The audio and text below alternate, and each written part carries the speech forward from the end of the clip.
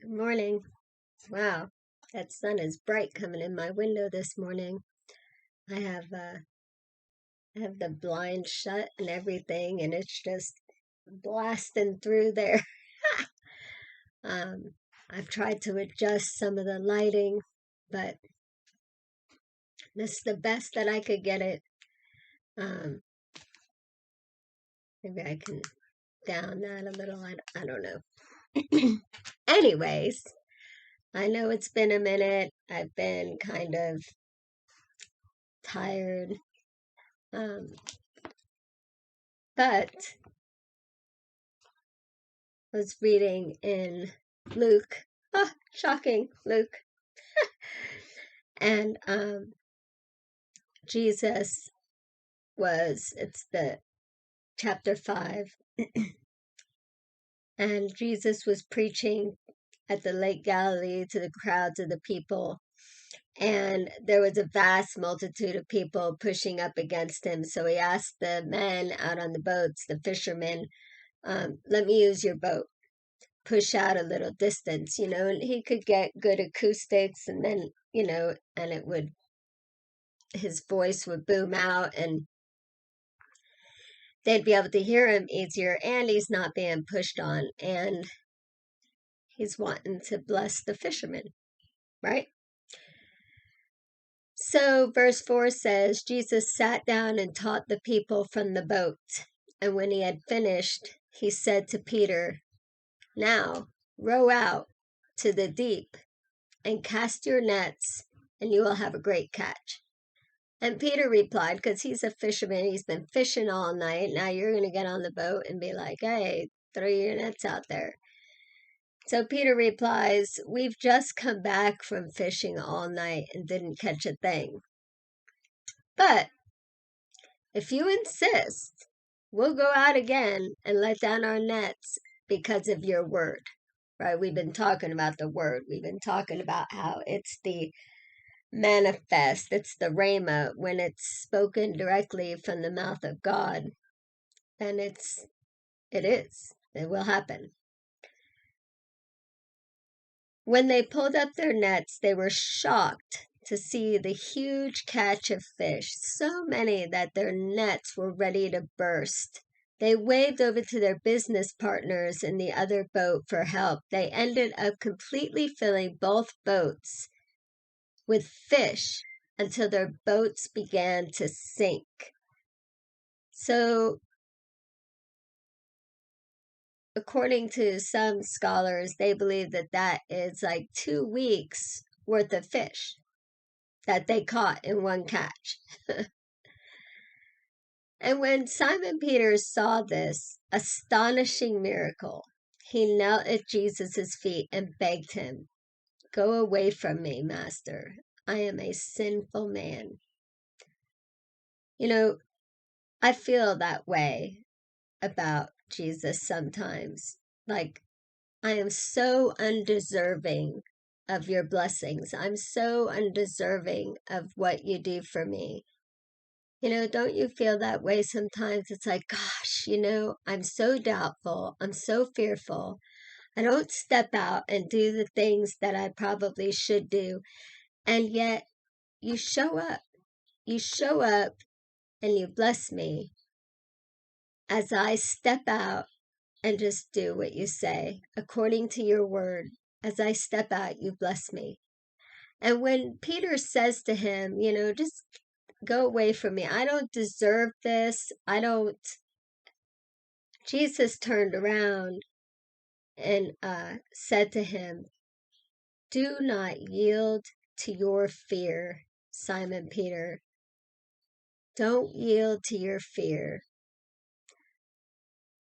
Man, he sees our doubt and the way we look at ourselves, how we minimize ourselves. We don't give ourselves credit. We don't see how God can use us just the way we are. And Jesus tells Simon Peter, don't yield to your fear. From now on, you will catch men for salvation. And after putting their boats to the shore, they left everything behind and followed Jesus. You know, there is a cost, right? The word tells us to count the cost. There is a cost. And we have to leave things behind, and it's not always comfortable. And it's not always what we would have wanted. It's not always fun. You know, it's not always easy.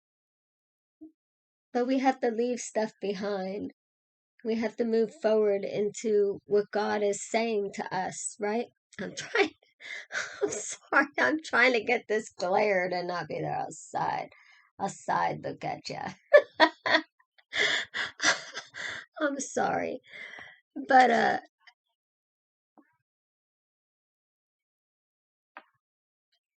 look at John. Okay, so after Jesus is crucified and he has risen from the dead, he's appeared to his disciples several times, right? And so Peter now is discouraged, right?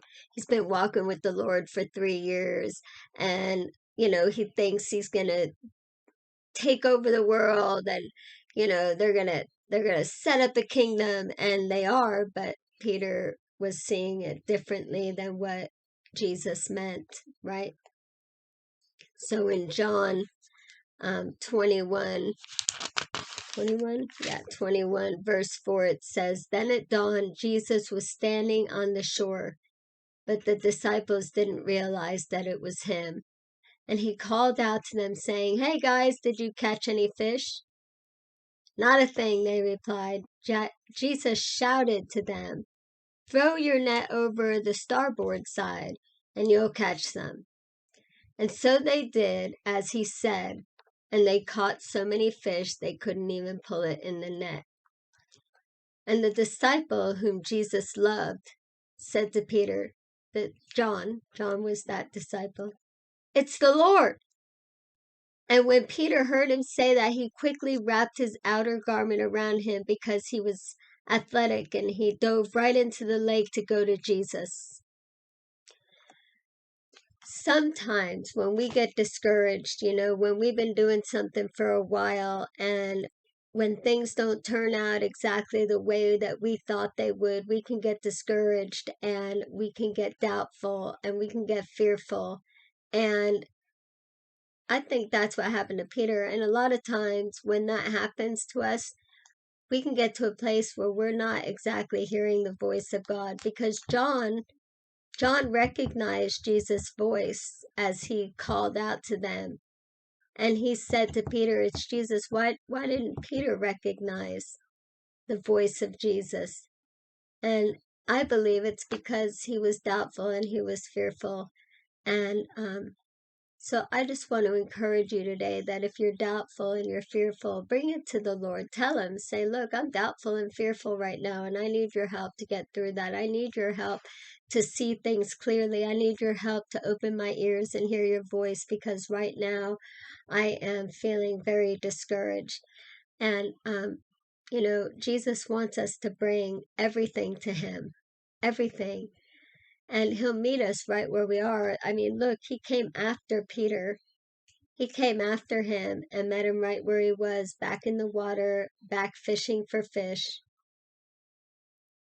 The fish that die after Jesus was raised from the dead, and Peter was still like, well, I guess that's over. I'll go back to fishing for fish because it's what I know. He went back to the very thing that he left to follow Jesus. So if you get discouraged, don't go back. Don't go back to the very thing that you left to follow the one that loves you. Don't go back. Press in. I know it's hard, but press in. All the more press in and wait for the Lord to come and meet you. He will meet you. He will bless you. He will do those things. He will heal your heart. This is just a season. So walk through the season. Don't get discouraged. All right. I love y'all. Bye.